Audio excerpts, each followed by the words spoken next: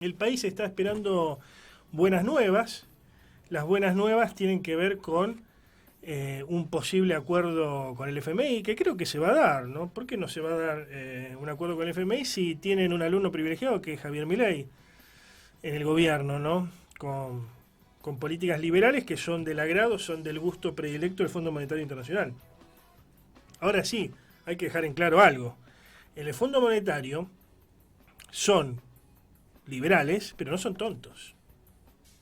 Lo discutía con varios amigos, ¿m? Y decían, nuevamente vamos a tener que estar bajo el influjo maligno del fondo, nuevamente va a tener que auditar nuestras cuentas, nuevamente vamos a estar endeudados. Bueno, deuda ya tenemos desde hace mucho tiempo, ¿no?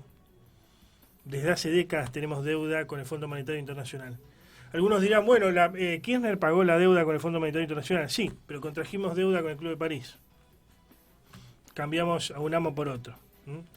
Y después, desde 1983 a la fecha, algo que ha estudiado en profundidad, no Antonio Abatemarco, que es un escucha, alguien que toca de oído, sino alguien que lee partitura, siguiendo la metáfora musical, y sabe mucho del tema, la sabe lunga, dirían en otra época, como es Héctor Giuliano. Héctor Giuliano ha analizado, y otros más también, Alejandro Olmos, pero principalmente en el último tiempo, Alejandro Olmos, el padre, y Alejandro Olmos hijo, ¿no? Alejandro Olmos Gaona, el hijo. Pero principalmente Héctor Giuliano es el que más ha estudiado la deuda externa y su incremento exponencial en las últimas décadas. Y él ha concluido esto, con todos los gobiernos desde 1983 a la fecha, y esto no es hablar a favor de la dictadura militar, sino solamente tomar como fecha de inicio 1983, que es de la recuperación de la democracia, o de las instituciones, o de esta partidocracia demoliberal, como me gusta llamarla a mí. Desde 1983 a la fecha, con todos los gobiernos, más de izquierda, más de derecha, de centro izquierda, de centro derecha, socialdemócratas, conservadores, de arriba, de abajo, del centro, de adentro, con todos ha aumentado la deuda externa. Con todos, con el kirchnerismo, quizás el kirchnerismo original pagó la deuda, pero después vino Alberto Fernández que renegoció nuevamente la deuda. Con todos ha aumentado la deuda externa. Y ahora, ¿esto es culpa del Fondo Monetario Internacional? ¿Esto es culpa de los malignos organismos internacionales? No, es culpa nuestra, muchachos, es culpa nuestra. Lo comparaba con lo que hoy sucede en muchos barrios de Rosario con los prestamistas colombianos. No es por cargar contra los colombianos, la mejor con los colombianos, pero bueno, hoy se dedican a esos muchos y entiendo que allí al límite de la ley, por no decir del otro lado de la ley. Es lo que pasa con los prestamistas colombianos.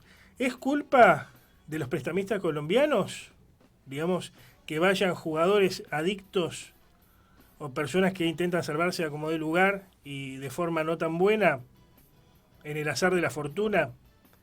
¿Es culpa de ellos que vayan a pedirle a los colombianos? No, es culpa de los adictos al juego. No es culpa de los colombianos. Los colombianos hacen su trabajo y prestan, ¿eh? Es así. Después como te cobran es otro cantar. Pero no es culpa de los colombianos, de los prestamistas colombianos. Es culpa de los adictos al juego. Bueno, en la Argentina somos adictos a el dinero del FMI. Nosotros fuimos a pedirle prestado al FMI en su momento y de allí no pudimos salir. Somos adictos a recuperación. Y no tiene la culpa el Fondo Monetario ni otro organismo internacional. Tenemos la culpa nosotros. Así que hasta que no maduremos, no nos pongamos los pantalones largos, vamos a seguir haciendo lo mismo de siempre, ¿no? Y vamos a necesitar no solamente este préstamo que va a renegociar Milei, sino muchos otros más, con más intereses y sobreintereses, y punitorio, porque si no pagaste también te castiga. Bueno, así las cosas, la culpa es nuestra, es de nuestra clase dirigente, de nuestra burguesía, que no supo hacer las cosas bien y no supo ponerse sobre sus hombros el proceso de desarrollo capitalista. Si no, la historia hubiera sido diferente.